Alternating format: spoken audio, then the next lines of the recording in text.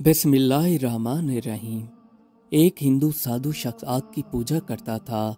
वैसे भी हिंदू मजहब के अंदर आग की पूजा की जाती है और इनके ज़्यादातर जो फिरके के लोग हैं वो आग की पूजा करते हैं। अब ये हिंदू साधु एक जगह पर बैठा था तो यहाँ से एक मुसलमान शख्स गुजर रहा था।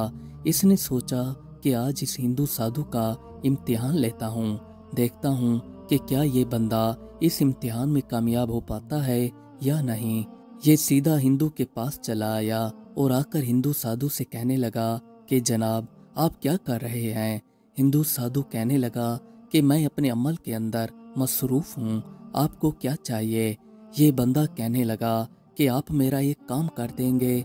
साधु ने कहा कि क्यों नहीं, मैं अभी तुम्हारा काम कर दूंगा। इसने कहा कि मुझे आग चाहिए। हिंदू साधु ने कहा कि क्या तुम्हें यहाँ पर आग जलती हुई नजर आ रही है? अगर जल रही होती तो मैं तुम्हें दे देता, इसलिए मेरे पास कोई आग वाग नहीं है, तुम यहाँ से चले जाओ। इस शख्स ने दोबारा साधु से कहा कि मुझे जरा सी आग दे दीजिए। साधु ने कहा कि मैंने तुमसे पहले भी कहा है मेरे पास आग नहीं है और ना ही यहाँ पर जल रही है, तुम यहाँ से चले जाओ। इस बार साधु का लहजा कुछ अजीब था। फिर इस शख्स ने कहा कि आप मुझसे झूठ क्यों बोल रहे हैं, देखें वो सामने आग तो जल रही है, मुझे कुछ ही दे दीजिए, मैं लेकर चला जाऊंगा। मेरा मकसद आपको तंग करने का नहीं है, बस मेरा काम तो आग लेना है, बस आप मुझे आग दे दीजिए। साधु ने दोबारा इस शख्स से गजबनाक होकर कहा कि मुझे तो आग कहीं पर दिखाई नहीं दे रही और तुम ऊपर से कह रहे हो सामने आग जल रही है, यहाँ पर आग दूर दूर तक दिखाई नहीं दे रही, तुम मेरा वक्त बर्बाद कर रहे हो, लिहाजा तुम यहाँ से चले जाओ वरना मैं तुम्हें नुकसान पहुँचा दूंगा। इस शख्स ने दोबारा साधु से कहा कि आप झूठ क्यों बोल रहे हैं, वो सामने तो देखें आग भी जल रही है और इससे धुआं भी नमूदार हो रहा है, लिहाजा मुझे आग दे दीजिए, मैं आग लेकर चला जाऊंगा। साधु इससे कहने लगा कि पता नहीं तुम कैसे शख्स हो, मैं कहता हूँ कि आग नहीं है और तुम कहते हो कि सामने आग जल रही है और तुम मानते भी नहीं हो।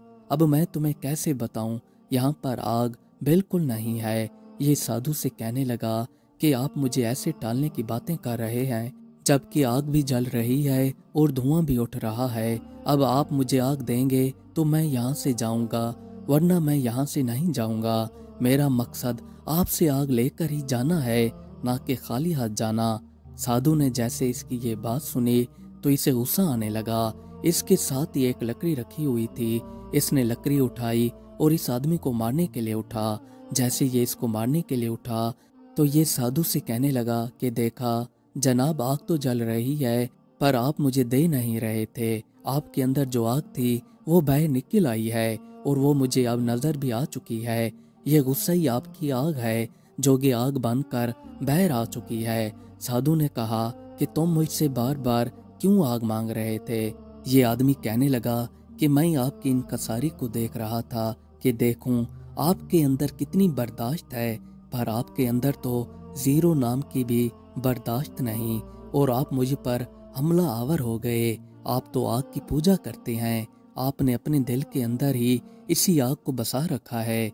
आप तो जरा भी मेरी बात को बर्दाश्त नहीं कर सके और आग की तरह भड़क कर मेरे ऊपर हमला आवर हो गए।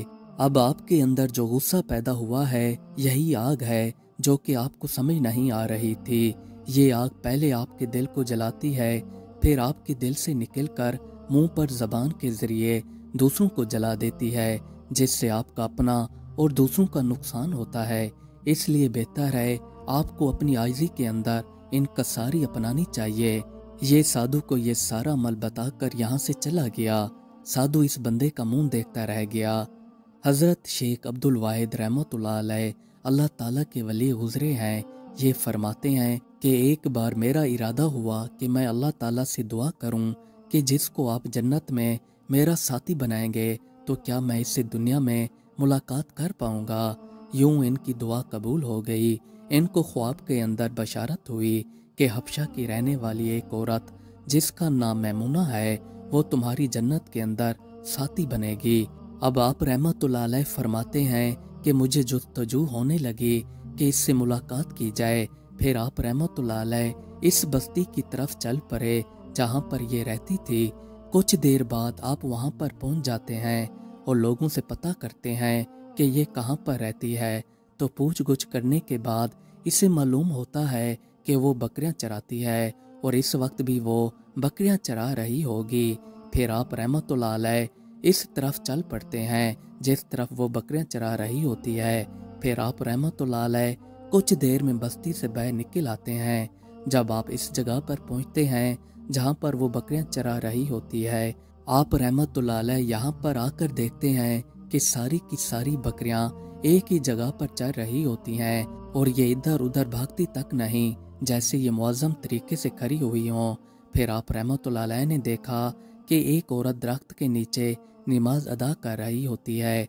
जब आप रहमतुल्लाह अलैह गौर से देखते हैं तो जिस जगह पर बकरियां चल रही होती हैं, इसके साथ ही किनारों पर भेड़िए बैठे होते हैं और इन भेड़ियों की वजह से बकरियां एक ही जगह पर चल रही होती हैं और इसलिए भागने का नामो निशान नहीं ले रही होती। अब ये औरत नमाज में मसरूफ थी। इसने जैसी नमाज मुकम्मल की तो फिर इसने सलाम फेरा। इसकी नज़र आप पर पड़ी तो ये आपसे फरमाने लगी कि ऐ अब्दुल वाहिद रहमतुल्लाह अलैह, अल्लाह ताला ने मुलाकात की वादागाह जन्नत बनाई है, इसलिए तुम दुनिया में मुझसे कैसे मिलने के लिए आ गए। आप रहमतुल्लाह अलैह इससे फरमाने लगे कि मैंने अल्लाह ताला से दुआ मांगी थी कि जन्नत में आप मुझे जिसका साथी बनाएंगे, क्या इससे मेरी मुलाकात इस दुनिया में हो पाएगी। तो मेरे रब ने मेरी दुआ कबूल कर ली और मुझे आपकी बशारत दी है, इसलिए मैं आपसे मिलने के लिए चला आया। पर मैं इस बात पर हैरान हूँ कि जब आप नमाज पढ़ रही थीं तो बकरियां अपनी जगह पर तरतीब के साथ घास खा रही थीं और इनके साथ ही भेड़े बैठे हुए थे जो कि बकरियों को कुछ नहीं कह रहे थे। वरना नॉर्मल तो ऐसे होता है, जो भेड़िए होते हैं वो तो बकरियों को देखते ही इन पर टूट पड़ते हैं, पर यहाँ तो सारा मामला ही उलट है। मैं ये सारा मंजर देखकर काफ़ी हैरान हुआ हूँ। आखिर ये माजरा क्या है। इसने आपकी सारी बातें सुनी। बातें सुनने के बाद ये आप रहमतुल्लाह अलैह से कहने लगी कि ऐ अब्दुल वाहिद, जब से मेरी अल्लाह ताला के साथ सुलह हुई है तो उस दिन से भेड़ों ने भी मेरी बकरियों के साथ सुलह कर ली है। कुरान पाक की एक आयत है जिसका तर्जमा कुछ यूं है कि ऐ बंदो, तुम मुझसे सुलह कर लो, मैं मखलूक की तुम्हारे साथ सुलह कर लूँगा।